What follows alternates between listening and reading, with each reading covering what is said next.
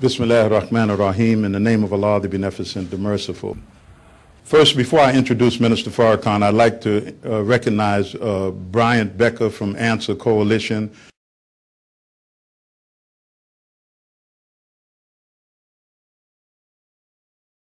The Party for Socialism and Liberation, which operates out of a Marxist framework and a revolutionary socialist framework. We are not pacifists. And in fact, we recognize that violence sometimes not only is necessary, but necessary for the liberation of human beings. Brian has organized a tour for Cynthia to speak in about 5 cities across America. So this is Brian Becker. Would you stand? Most of you know that the Answer Coalition is excellent at organizing people, and when the White House does something wrong, you can count on Answer Coalition to be out in front of the White House. But next is Sister Cynthia Mckinney, former Congresswoman from Georgia, an international activist throughout the world. She lost her seat because of her activities in championing the cause internationally of people who are oppressed and even her own government. So she's in Tripoli now. She's on the phone. She's going to make a brief statement. Since I have been in Tripoli and its metropolitan area, I can say that I have been an eyewitness to terror, an eyewitness to NATO terror.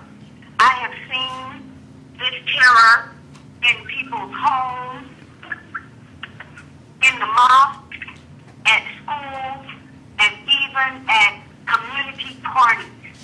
No place is safe.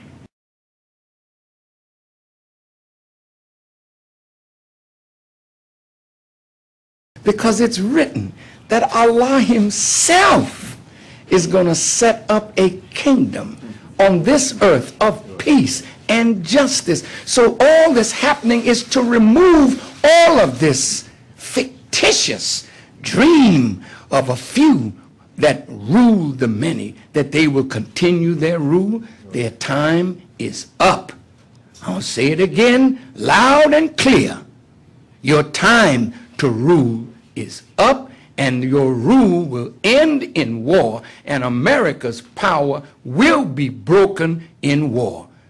Gaddafi acknowledged that the black Africans were the true owners of Libya and proclaimed in his green book, the black race shall prevail throughout the world. Pereira writes, imperialists fear a united Africa which would completely alter the balance of power globally. The well-documented fact is that if Africa stopped the flow of all resources and raw materials to the Western nations for just 1 week, the United States and Europe would grind to a halt. Suppose he survives. What then? What about the future of Europe and its dependence on that crude oil? Will he sell it to them? He got a good heart. Really. I sat with my brother some years ago, and I said, Brother Gaddafi, do not trust these people.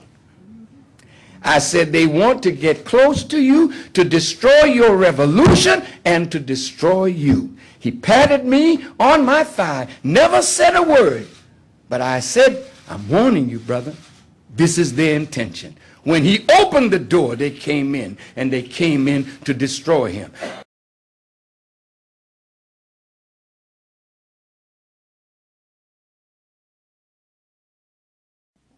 Thank you for taking the time to record U.S. crimes.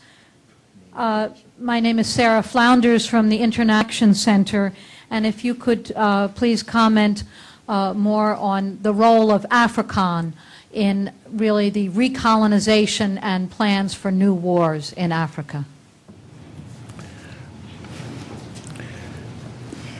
I guess just as America planted Israel in the Middle East, and there has not been any peace in the Middle East ever since Israel was established, now she's planting Farrakhan in Africa, not for the purpose of helping Africa. See, the enemy always comes in with so-called good intentions. That's how he deceives you. He speaks the right word, but his actions do not follow the good that's in his words. And AFRICOM is definitely a plant in Africa using a black face to start this, to make it acceptable.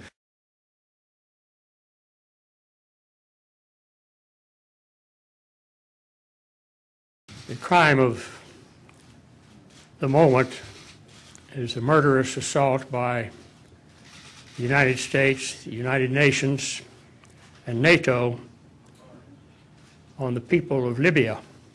Is there no end to it? Is there no decency? Are the people of the planet powerless to end such tyranny and violence? It's absolutely essential that we stand up, that this institution across the street that was created to end the scourge of war stop initiating and supporting the scourge of war for superpowers like the United States. American presidents have been lying all along, killing your own people for acquisition of other people's territories, wealth, and oil.